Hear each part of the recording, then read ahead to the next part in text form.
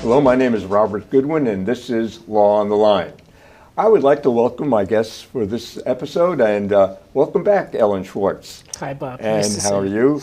And a new guest, and Ileana, Vasquez. Yes. And Ellen is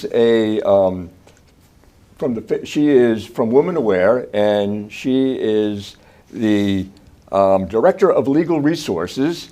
And Ileana is from an agency known as Middlesex County Center for Empowerment. And very briefly, I became interested in the Center for Empowerment based upon the prior show with Ellen, and in regards to Women Aware. So tell me a little bit about your relationship with Ileana and Middlesex County Center for Empowerment, and the subject matter for today, which is Middlesex County Center for Empowerment. Sure. Thank you. Well, Women Aware has been around for over 40 years with a primary domestic violence agency in Middlesex County. The Family Justice Center, where I work, has been around for about 4 years, and that's kind of the legal arm of Women Aware. And as I spoke about the last time I was here, the Family Justice Center concept is that we bring in a number of partners so that we can better assist victims and survivors and direct them to the folks that can help them the most, depending on their specific situation and their needs. So when we have folks who are survivors of sexual assault, we immediately refer them to Ileana and her colleagues at the Center for Empowerment. They're one of, I think we're up to 12 or 13 partners now, and I apologize if I'm misquoting the number. But Partners with Women Aware. They are, yes, partners in the FJC with Women Aware. Okay. So Ileana, tell me a little bit about the Middlesex County Center for Empowerment, and what do you focus on? What is it? Sure. So the Center for Empowerment is the state-designated sexual violence program for Middlesex County. Every county in New Jersey has a sexual violence program, and we offer free services to those who have been affected by sexual violence, including direct survivors as well as their loved ones. Now, you gave me a very comprehensive list of questions, and we're going to try to answer as many as possible Sure. in the limited time we have. But you asked, what is, we may all think we know the answer, but from a professional's perspective, what is sexual violence? Sure. So sexual violence is any form of unwanted, unwelcomed, or non-consensual sexual attention.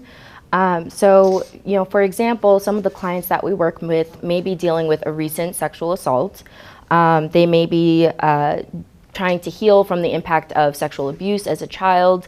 They may be dealing with sexual harassment at work, image-based sexual abuse. All of these things fall under the umbrella of sexual violence and are not always things that come to mind immediately for people. And it can involve either sex, is that fair to say? Absolutely. We serve all survivors in Middlesex County, including survivors of any gender, and regardless of when the incident of sexual violence occurred. And your particular role is what with the center? Sure. So I am the advocate coordinator with the Center for Empowerment. So I am the primary person who answers our hotline and responds as an advocate in person when someone needs an advocate in the community. I also train and manage our team of volunteers who allow us to have an advocate available 24/7.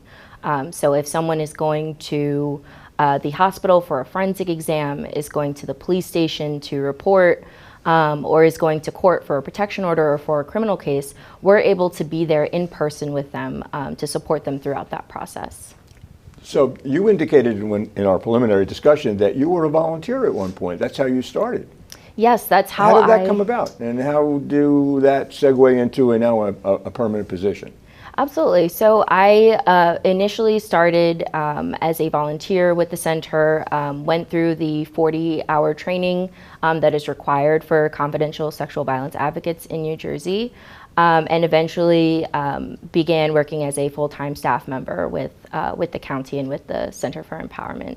And I really think that just speaks to, how easy it is, how simple it can be to get connected to this issue and, start participating and supporting survivors of sexual violence. Now, with Women Aware, I know that in the courthouse, for example, when there is domestic violence incident where temporary restraining order is been filed and a party seeking a final restraining order, there are advocates there. Are they from the Center of Empowerment as well, or they come from your agency? We have advocates in court every day. They come from our agency. And the distinction is we're usually working with folks who are looking for a domestic violence restraining order. The work that the Center for Empowerment is doing, in addition to what Eliana was talking about, and please correct me if I'm wrong, but in addition to the work that Eliana was talking about, counseling and providing services for survivors, their focus is on a different aspect of the law, which is what we call VASPA now. Okay. So they help folks with VASPA, which is different and distinct, and I'm sure we're both happy to talk to you about the differences in the statutes. But we primarily help victims of and survivors of domestic violence. So, Eliana, firstly, where are you located? That's a good question to ask. Sure. So our office is located at 29 Oakwood Avenue in Edison. So we're right by Roosevelt Park and the Menlo Park Mall. And does the center have a hotline number that you wish to provide to our audience? Absolutely. And we can post it later, but go ahead. What is the number? Yes, that's 877-665-7273 is our 24/7 hotline for anyone who needs support or has questions about sexual violence. So how does somebody learn about the center? Yeah, I know that you work with the Families Justice Center, but people, how do they know to call that number? How do you get the message out? Sure. So we're trying to do outreach to increase the community's awareness of our services, but most of the time people are looking for sexual violence services. They may call a state or national hotline and be directed to our program. I see. If they are going for a forensic exam, then the forensic nurse may tell them that they have the option to have an advocate, or if they report to law enforcement, a law enforcement officer may tell them that is an option available to them to speak with an advocate. Does the representatives from the center, for example, accompany victims to a court proceeding, for example, in the Superior Court, and if there is a prosecution against the assailant, is that something that the center provides? Absolutely. So we are able to go in person to court. If someone is applying for a restraining order, or a protective order, that is something that we can be in court with them for. We are not really allowed to speak during those proceedings, but we can be there for emotional support, and that can be really helpful for survivors to know that someone is on their side in the room. And you ask Nora, are there other sexual violence programs in New Jersey? In addition, I guess, what are there, and how do you coordinate with those programs? Sure. So there is a sexual violence program in every county in New Jersey, and we all are part of the New Jersey Coalition Against Sexual Assault. So usually if someone calls a state or national hotline, they'll be directed to the county program that's most relevant to them. But if they call us, we have the contact information for all the other county programs, and we can coordinate with them to get the person the services they need. So it's a consortium, really, that's out there for people, and people should be aware of that. Mm-hmm. Yes, the coalition does help to kind of organize us all and, gives us contact with each other, so that way we can provide warm referrals and, hand things off cleanly to another And one way is agency. through your hotline number. Yes. And I guess people can Google it as well and perhaps hone in that way. Yes, and we do get a lot of referrals, whether it's clients or therapists who are aware of our agency and refer someone, for trauma-specific counseling.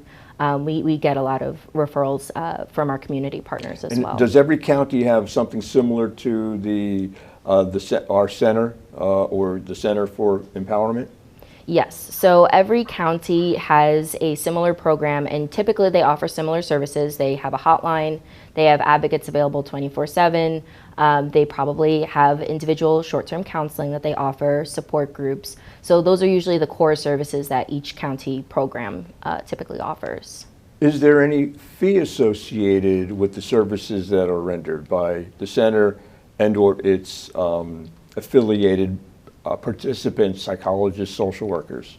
So all of our services are free, and the programs that are part of the New Jersey Coalition Against Sexual Assault, all their services are free as well. So somebody should not be deterred because there may be an expense associated with this. No, all of the services we offer are free and available to the community.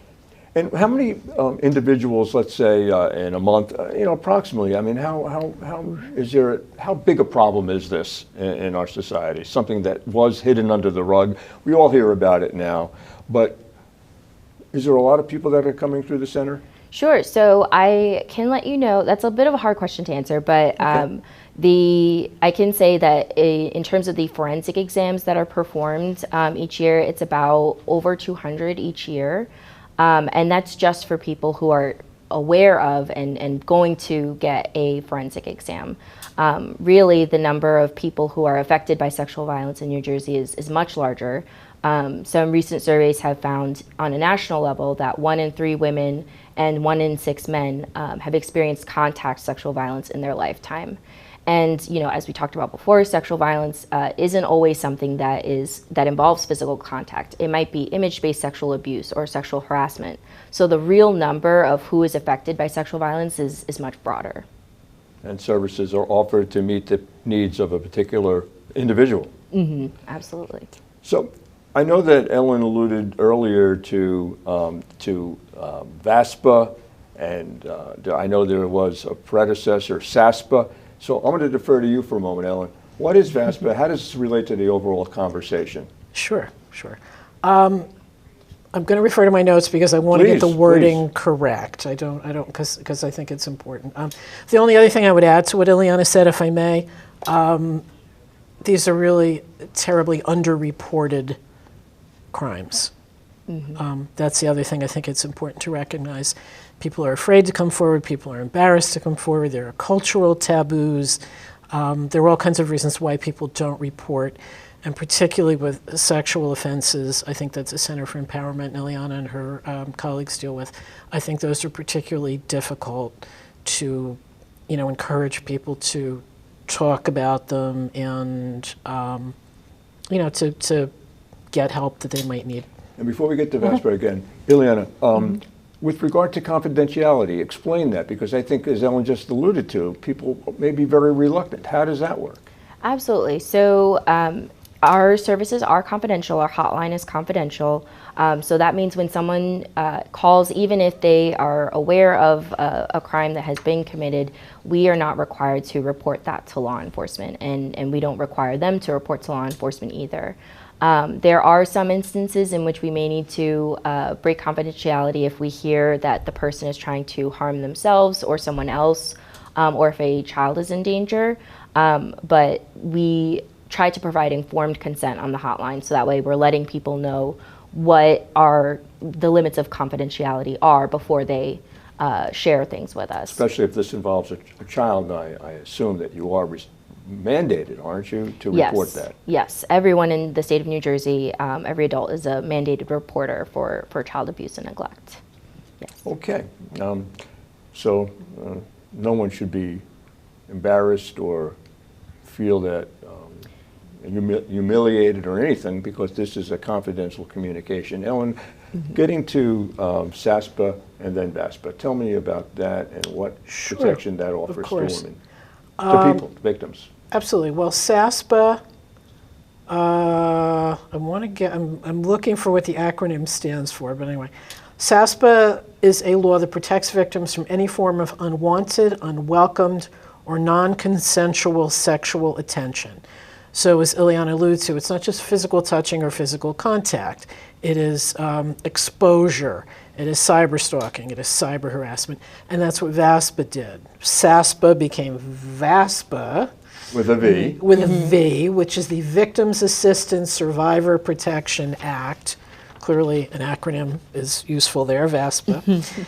And what happened was VASPA took the SASPA statute and expanded it to include cyber harassment and cyber stalking. That's the recent, and that's a recent statute. that was just enacted in January of this year, and unfortunately that's the world we live in now, that a lot of these things that happen online.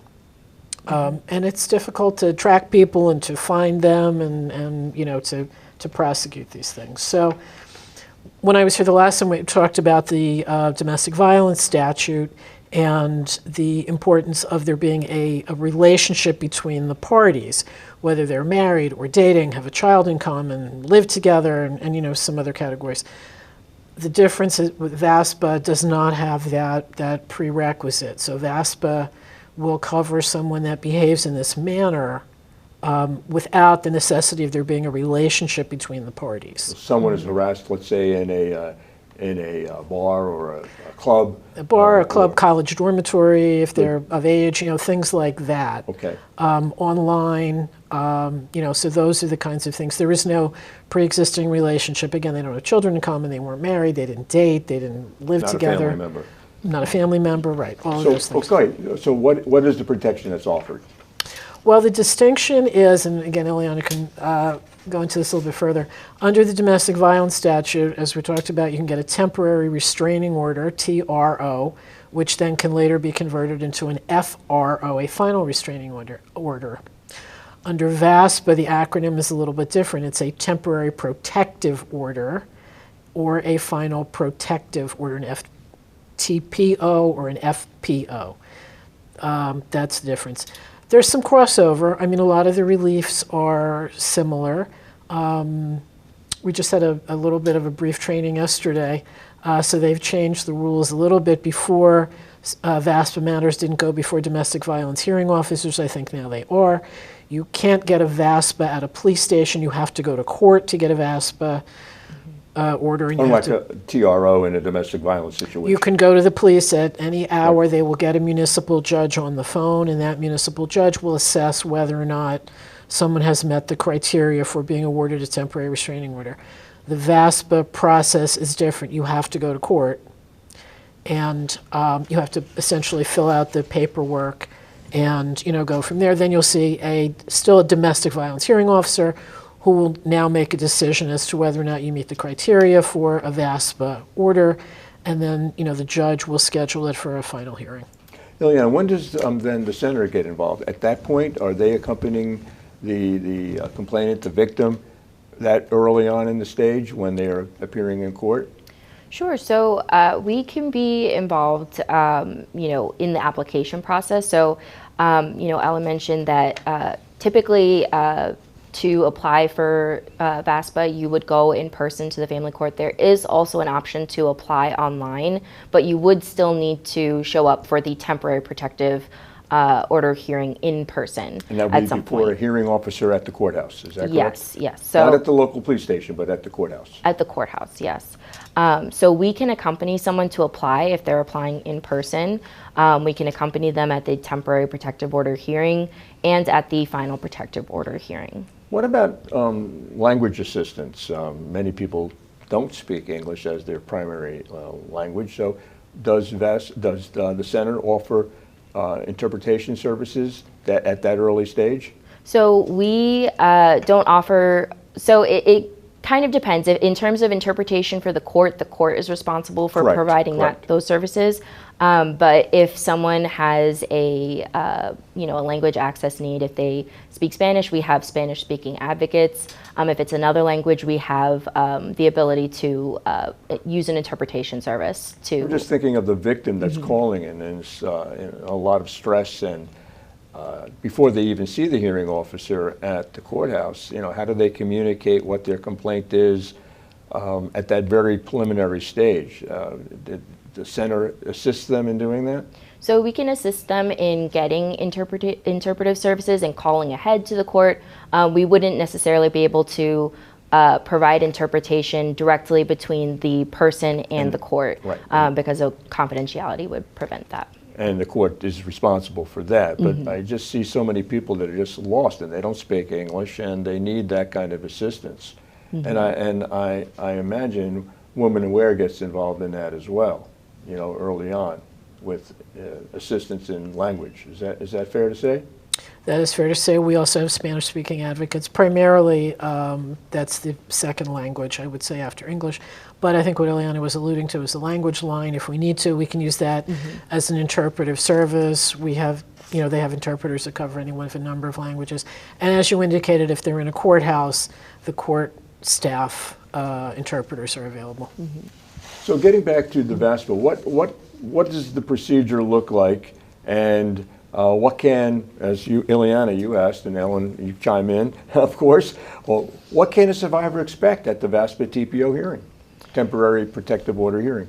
Sure. So typically they can expect that they will be before the judge and will be required to talk about the situation that they wrote down on the application. And they do have to limit what they talk about to the application. To the incident itself, to the allegation. Yes, to the incident itself. Whatever was listed in the application, as the reason for why they're applying for the protective order. And does the services that you offer assist in the online application as well? So we can assist someone with applying online. So that is something that we could do.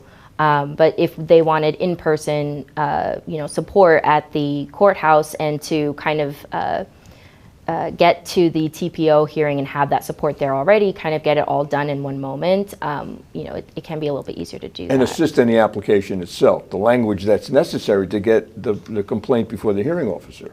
Is that accurate? So we wouldn't necessarily write it for them, but we can assist them with filling out the application.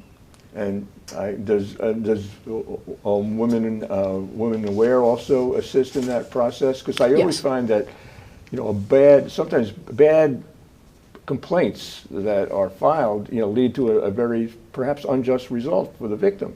You are absolutely correct, and if we have the opportunity, as Ileana said, we don't write, the advocates are not lawyers and they don't give legal advice. Correct. They do not write the document, but sometimes, and again, when folks are coming in, as you alluded to before, they're in trauma, sometimes they are struggling with the language.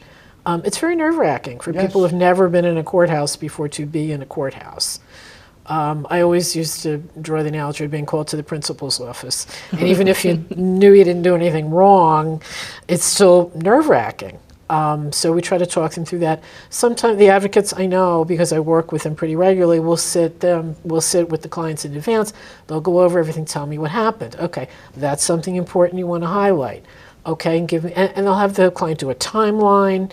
Tell me what happened then, and what happened then, and when did the police come, and who did you talk to, and did you get medical attention, and so that they can sort of construct what happened, and it makes it easier when they go in to talk to the hearing officer to recount exactly what happened. Right, and it prepares the actual complaint. Right. So what about past acts? Because you said something, about the event. Are prior events that perhaps to amend an order, to amend the complaint or the TRO, to add in past acts, is that something that VASPA contemplates as in the TRO? That's an interesting question, so I'll answer that as a former lawyer. It's a new statute, okay. So we don't have a lot of case law, as you know. Yes. There was a case that just came down from the Supreme Court not that long ago that, and I want to go to my notes so I get it right because it's a new statute. There are two things that a judge has to consider when trying to decide whether a final protective order should be entered. The sexual offense committed, right? What happened? What did the perpetrator do? And then the second piece is the possibility of future risk to the victim's safety or well-being. Mm-hmm. So how do you define that? How do you quantify that for legal purposes? So there was a case from the Supreme Court that just came down, not the U.S. Supreme Court, New Jersey Supreme Court, right. That just came down fairly recently and talked about that. And as I read the case, kind of suggested that should be interpreted broadly because we do want to protect victims. So that's how I read that. So yeah, that's the tough part. How are we doing this? And it takes 2, 3, 5 years for a body of case law to develop around any new statute. Ileana, you asked or raised the point, where can viewers of the show find more information about stalking and cyber harassment? What are the resources that people can utilize to understand that? And you talked about sexual assault. that's covered by VASPA. Are there other, you indicated that there are other acts that may be a violation as well. And I want you to focus on that. So it doesn't necessarily have to be an offensive physical touching without consent. Sure. So in terms of what a person can receive services for in terms of sexual violence, it can be any type of act of sexual violence. In terms of VASPA, it's limited to non-consensual sexual penetration, non-consensual sexual contact, lewdness, and now stalking and cyber harassment. Lewdness, stalking, and Cyber harassment, yes. that's a much broader category than than the prior SASPA. Is that correct? Yes, SASPA did not originally include stalking and cyber harassment, so now it offers those folks the opportunity to get protection.